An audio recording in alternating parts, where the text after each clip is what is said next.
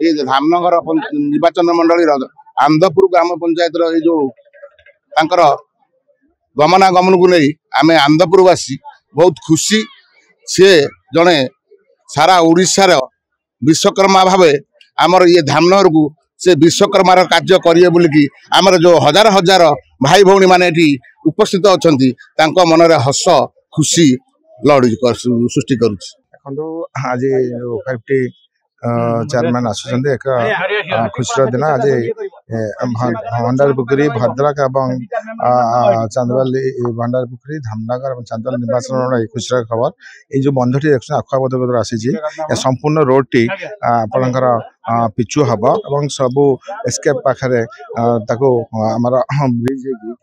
Through हम जो बन्या बेले कटअप हो कटअप हम ना भंडारी पोखरी धामनगर और चांदवाली बैतरणी बाम पार्श्वर बंध सुदृढ़ीकरण एवं ता उपरे रास्ता निर्माण एवं ता सहित कोचिला ब्यारेज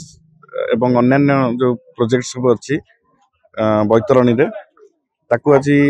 5T रो अध्यक्ष श्रीयुत VK पांड्यान महोदय ताकू देखा आसछंती। बहुत दिन तले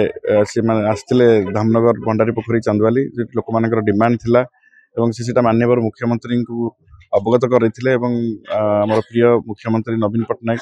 महोदय ए प्रोजेक्ट को सैंक्शन करिपाखापाखि टोटाल प्रोजेक्ट 700 कोटी टंका हम जदि सब प्रोजेक्ट को मिसा जाए तेणु ये बहुत दिन दाबी पूरण होची लोक मैंने खुशी अच्छा रास्तार हजार हजार लोक अपेक्षा कर गोटे बड़ सभा को संबोधन कर कार्यक्रम रही। बैतरणी बाम पार्श्व नदीबंधर उन्नतीकरण सहित जलसेचन और जल निष्कासन स्थायी प्रतिकार करने आज 5T अध्यक्ष श्रीयुत V कार्तिक पांड्यान आसुछंती क्षेत्र परिदर्शन करेंगे और जनसाधारण सहित आलोचना करेंगे एवं मु आशा करुच्ची दीर्घ 70 स्वाधीनतार 77 वर्ष पर ये समस्यार गोटे स्थायी समाधान होगा जाऊँगी लोक मैंने बहुत उत्साहित अच्छा।